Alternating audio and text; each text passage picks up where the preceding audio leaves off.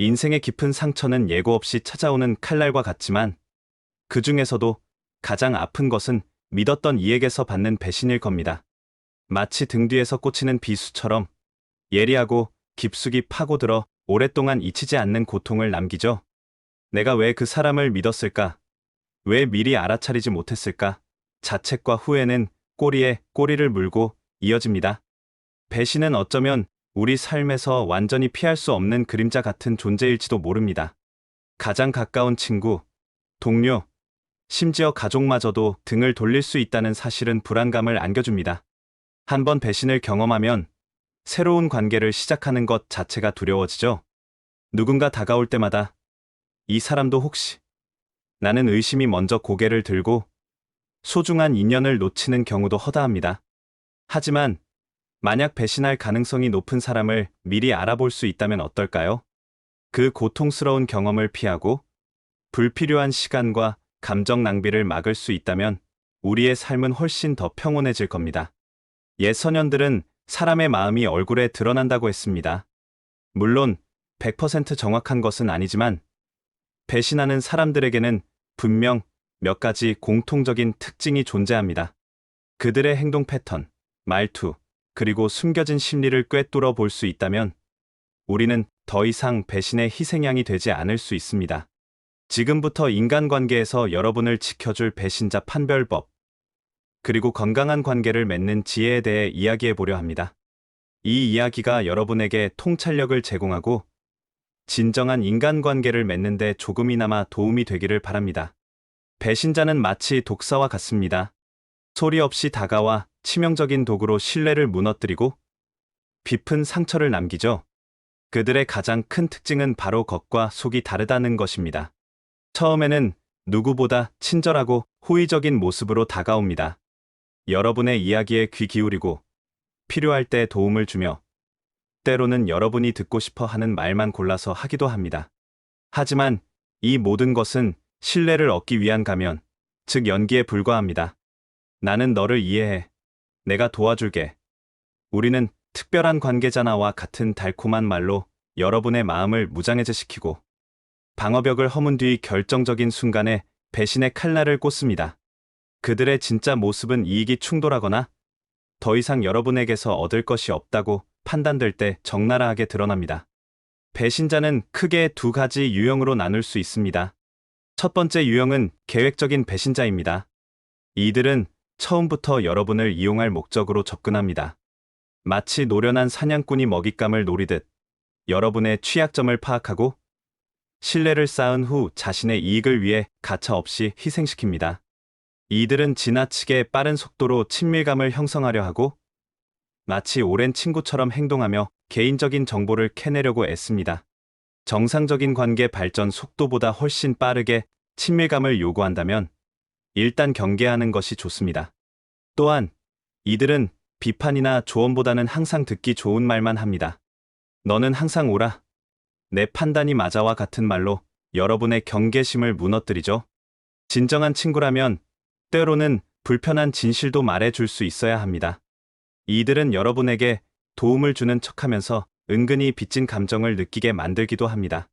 내가 이렇게까지 해줬는데 라는 말을 자주 사용하며 도움을 무기 삼아 여러분을 조종하려 합니다. 특히 주의해야 할 점은 여러분의 주변 사람들과의 관계를 단절시키려 한다는 것입니다. 저 사람은 너에게 좋지 않아와 같은 말로 여러분을 고립시켜 의존도를 높이는 것은 배신자들이 자주 사용하는 전형적인 전략입니다. 두 번째 유형은 비계획적인 배신자입니다. 이들은 처음에는 진심으로 관계를 맺지만 상황이 변하거나 이익이 충돌할 때 배신을 선택합니다. 순간적인 감정이나 이기심에 휩쓸려 신뢰를 저버리는 것이죠. 이들은 감정 기복이 심한 경우가 많습니다. 때로는 매우 친절하다가도 갑자기 냉담하게 변하는 등 일관성 없는 태도를 보입니다.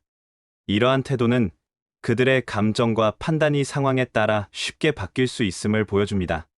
또한 자신의 잘못을 인정하지 않고 항상 변명거리를 찾습니다. 나도 어쩔 수 없었어. 그땐 그럴 수밖에 없었어 라는 말을 자주 하며 책임을 회피하려 합니다. 책임감 있는 사람이라면 자신의 실수를 인정하고 배우려고 노력하겠죠. 이들은 책임감이 부족하여 약속을 쉽게 어기고 자신의 실수를 다른 사람 탓으로 돌리는 경향이 있습니다. 이런 사람들은 어려운 상황에서 신뢰를 지키기 어렵습니다. 위기 상황에서 진짜 모습이 드러난다고 하죠. 어려운 일이 닥치면 가장 먼저 도망치거나 책임을 회피하려는 모습을 보입니다. 진정한 신뢰는 어려운 시기에 더욱 빛을 발하는 법입니다. 이 외에도 배신자를 알아보는 몇 가지 방법이 있습니다. 과거를 살펴보세요. 옛말에 사람은 죽어서 이름을 남긴다라는 말이 있듯이 과거에 다른 사람들과 어떤 관계를 맺었고 그 관계가 어떻게 끝났는지를 살펴보면 많은 것을 알 수 있습니다. 다른 사람을 자주 비난하고 과거에 항상 자신이 피해자였다고 주장하는 사람은 특히 조심해야 합니다. 모두가 나를 배신했어. 아무도 나를 이해하지 못해라고 말하는 사람은 자신도 다른 사람에게 그렇게 행동할 가능성이 높습니다. 자신의 인간관계에서 반복되는 패턴을 인식하지 못하는 것은 자기 성찰이 부족하다는 신호입니다. 이중적인 모습을 경계하세요.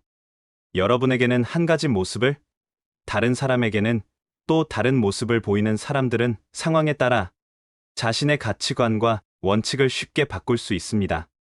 오늘 A라고 말했다가 내일은 B라고 말하는 것에 거리낌이 없는 사람, 일관성이 결여된 사람은 신뢰하기 어렵습니다. 약점을 이용하려는 시도를 주의하세요. 배신자들은 여러분의 약점과 불안을 교묘하게 이용합니다. 여러분이 무엇을 두려워하는지, 어떤 부분에서 자신감이 없는지를 파악한 후 그것을 활용해 여러분을 조종하려 합니다. 너는 이것 없이는 못 살아. 나 아니면 너를 도울 사람이 없어라는 말로 의존도를 높이는 것은 경계해야 할 신호입니다. 건강한 관계는 독립성과 상호 존중을 기반으로 합니다. 소문을 퍼뜨리는지 살펴보세요. 다른 사람의 비밀을 쉽게 발설하고 뒤에서 험담하는 것을 주저하지 않는 사람은 여러분의 비밀도 지켜주지 않을 가능성이 높습니다. 유난히 말을 많이 하고 특히 다른 사람의 비밀을 쉽게 말하는 사람은 경계해야 합니다. 신뢰할 수 있는 사람은 불필요한 말을 자제하고 타인의 비밀을 존중합니다. 배신자의 특징을 파악하는 것만큼 중요한 것은 그들이 왜 배신을 선택하는지 그 내면의 심리를 이해하는 것입니다. 배신의 심리를 이해하는 것은 단순히 배신자를 비난하기 위함이 아닙니다. 그 원인을 알아야 더 효과적으로 배신을 예방하고 진정한 신뢰 관계를 구축할 수 있기 때문입니다. 적을 알고 나를 알면 100번 싸워도 위태롭지 않다는 말처럼 배신의 심리를 꿰뚫어 보는 것은 인간관계라는 전쟁터에서 자신을 지키는 지혜입니다. 배신을 일으키는 주요 심리적 요인은 크게 네 가지로 살펴볼 수 있습니다. 첫 번째, 질투. 질투는 가장 강력한 배신의 동기 중 하나입니다. 여러분의 성공, 행복, 인정받는 모습을 보며 견디지 못하는 사람들이 있습니다.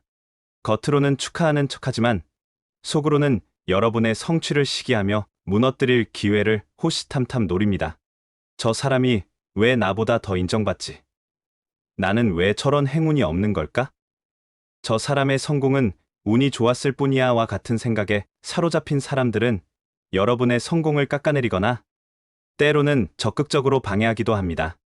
이들은 여러분이 어려움에 처했을 때 겉으로는 걱정하는 척하면서도 속으로는 은근히 기뻐하는 이중적인 모습을 보입니다. 질투심에 사로잡힌 사람들은 여러분의 성공에 대해 과도하게 놀라거나 의문을 표현하는 경향이 있습니다. 어떻게 그런 일이 가능했지? 라며 의아해하거나 축하의 말을 건네면서도 운이 정말 좋았네요. 누구의 도움을 받은 거예요? 와 같이 교묘하게 폄하하는 표현을 섞어 사용합니다. 또한 여러분의 약점이나 실수를 발견했을 때 은근히 즐거워하며 다른 사람들 앞에서는 여러분의 성취를 의도적으로 언급하지 않으려 합니다. 마치 그 성공이 존재하지 않는 것처럼 행동하는 것이죠. 두 번째, 분노. 분노는 오랫동안 쌓인 원한이나 감정적 상처에서 비롯됩니다. 과거에 여러분이 의도치 않게 상처를 준 사람, 오해를 받은 사람, 혹은 불공정하게 대우받았다고 느끼는 사람들이 이에 해당합니다. 이러한 분노는 수년간 잠복해 있다가 결정적인 순간에 복수의 형태로 표출됩니다. 그들은 이제 갚아줄 차례라고 생각하며 여러분을 배신합니다. 분노에 기반한 배신자는 과거의 일을 자주 언급하며 미묘한 원망의 감정을 드러냅니다. 그때 내가 어떻게 했는지 기억나? 라는 말로 시작해 오래된 상처를 들춰내죠. 여러분이 진심으로 사과하거나 해명해도 진정으로 받아들이지 않으며 겉으로는 용서한 척하지만 계속해서 같은 이야기를 반복합니다. 특히 여러분이 어려움에 처했을 때 내가 그렇게 행동했으니 당연한 결과지라는 식의 자업자득 태도를 보이는 것이 특징입니다. 그들의 마음속에는 여전히 해결되지 않은 분노가 자리 잡고 있는 것입니다. 세 번째, 이기심. 가장 흔한 배신의 원인은 단순한 이기심입니다. 자신의 이익을 위해 타인의 신뢰를 저버리는 것이죠. 이런 사람들에게 인간관계는 거래에 불과합니다. 더 이상 여러분에게서 얻을 것이 없거나 더 큰 이익을 주는 관계가 생기면 언제든지 등을 돌릴 준비가 되어 있습니다. 이 관계에서 내가 얻는 것은 무엇인가? 더 이상 사람은 나에게 도움이 되지 않는다? 저쪽이 더 큰 이익을 줄 것 같다와 같은 생각을 하는 사람들은 관계의 균형을 항상 계산합니다. 그들에게 우정, 신뢰, 의리는 실용적 가치가 있을 때만 의미가 있습니다. 이기심이 강한 배신자들은 인간관계에서 항상 주고받음을 철저히 계산합니다. 마치 장부를 기록하듯 누가 더 많이 주었고 누가 더 많이 받았는지 따지죠. 이들은 자신에게 직접적인 도움이나 이익을 줄 수 있는 사람에게만 친절하게 대하며 여러분에게 연락할 때도 대부분 자신에게 필요한 것이 있을 때뿐입니다. 요즘 어떻게 지내? 라는 안부 뒤에는 항상 부탁이 따라오는 경우가 많죠. 그리고 더 좋은 기회나 더 유리한 관계가 생기면 망설임 없이 기존 관계를 정리합니다. 그들에게 인간관계는 단지 이익을 위한 수단일 뿐입니다. 네 번째, 두려움. 의외로 많은 배신이 두려움에서 비롯됩니다.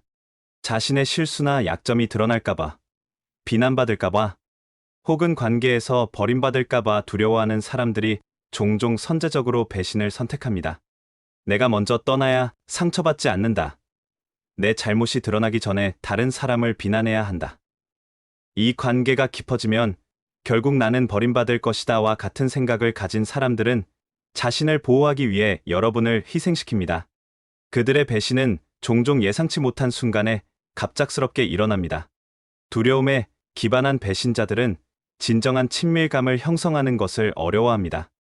깊은 관계를 맺을수록 자신의 취약점이 드러날 수 있기 때문이죠. 이들은 자신의 약점이나 실수를 절대 인정하지 않으려 하며 위기 상황에서는 책임을 회피하거나 다른 사람을 탓하는 경향이 강합니다. 이러한 네 가지 심리적 요인은 서로 복합적으로 작용하기도 합니다. 한 사람 안에 여러 요인이 함께 존재할 수 있으며 상황에 따라 다른 형태로 표출될 수 있습니다. 배신은 단순한 실수가 아니라 신뢰의 근본적인 파괴입니다. 한 번 깨진 신뢰는 회복하기 어렵기 때문에 예방이 무엇보다 중요합니다.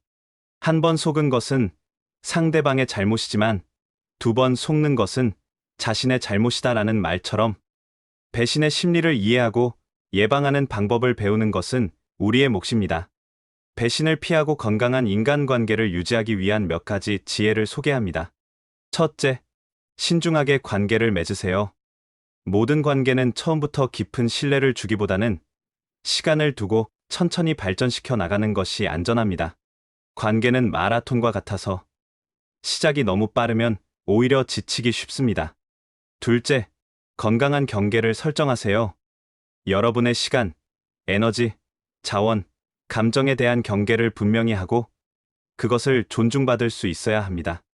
예를 들어, 여러분의 시간과 도움을 당연하게 여기고 계속해서 요구하는 사람, 여러분의 의견이나 감정을 무시하는 사람, 여러분의 거절을 존중하지 않는 사람들과는 거리를 두는 것이 현명합니다. 이런 사람들은 여러분의 경계를 존중하지 않으며 이는 배신의 전조가 될 수 있습니다. 경계를 설정하는 것은 이기적인 행동이 아닙니다. 오히려 자신과 관계를 건강하게 유지하기 위한 필수적인 과정입니다.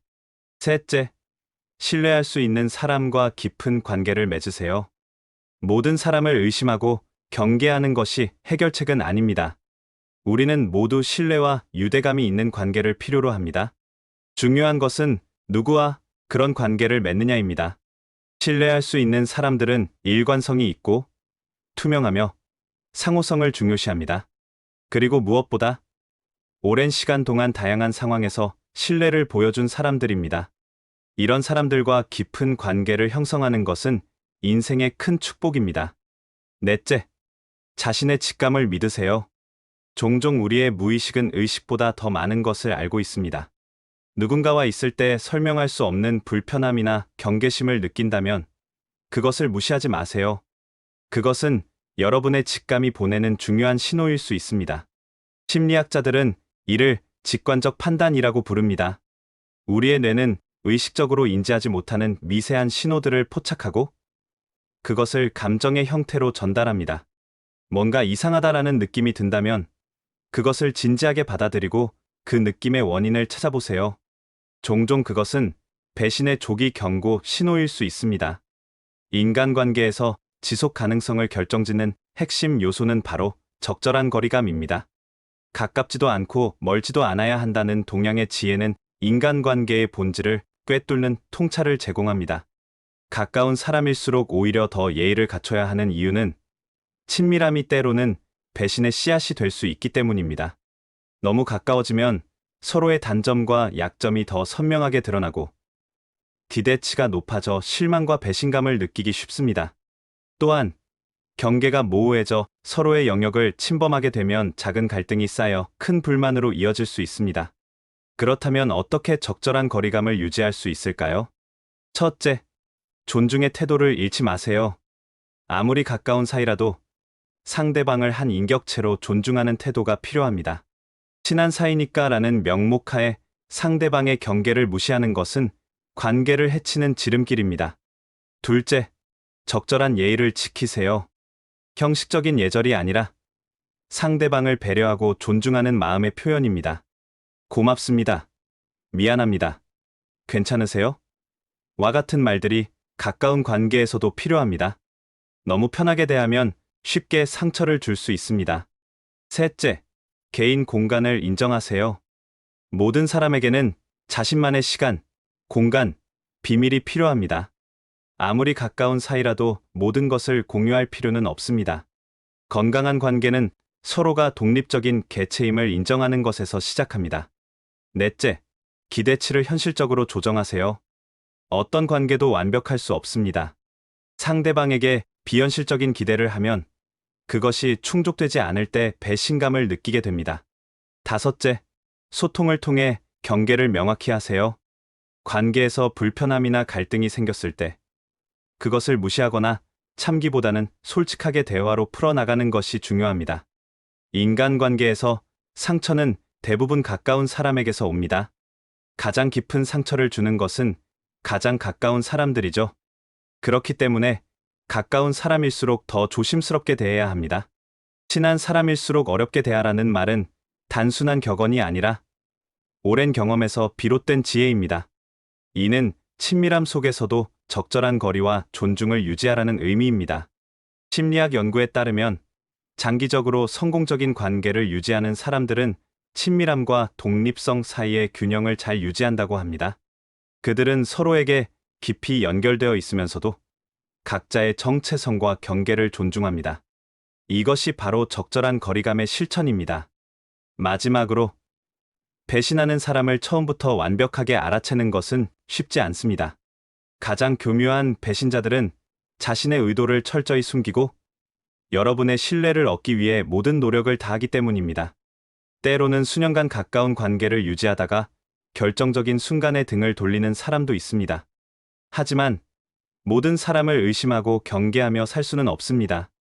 그것은 너무 고립되고 외로운 삶이 될 것입니다. 중요한 것은 균형입니다. 맹목적인 신뢰와 극단적인 의심 사이에서 건강한 균형을 찾는 것이 핵심입니다. 인간관계는 우리 삶에서 가장 복잡하고 도전적인 영역 중 하나입니다. 배신의 가능성은 항상 존재하지만 그것을 두려워하여 모든 관계를 차단하는 것은 더 큰 손실일 것입니다. 고립은 배신보다 더 큰 상처를 남길 수 있습니다. 대신 지혜롭고 균형 잡힌 접근법을 통해 건강하고 신뢰할 수 있는 관계를 형성하는 데 집중하세요. 양보다 질을 추구하는 인간관계가 진정한 행복을 가져다 줄 것입니다. 그리고 인간은 완벽하지 않다는 점을 기억하세요. 가장 신뢰할 수 있는 사람도 때로는 실수를 하고 여러분을 실망시킬 수 있습니다. 그것이 항상 의도적인 배신은 아닐 수 있습니다. 용서와 이해의 여지를 남겨두는 것도 중요합니다. 인생은 짧고 진정한 인연은 귀합니다. 여러분의 소중한 인연이 오래도록 지속되기를 진심으로 바랍니다. 오늘 이야기가 당신에게 작은 위안이 되었다면 소중한 사람들과 함께 나누고 구독과 좋아요를 눌러 더 많은 공감을 나눠주세요. 오늘도 당신의 소중한 관계에 한 걸음 더 가까워지는 하루가 되기를 바랍니다. 인생 설명서입니다.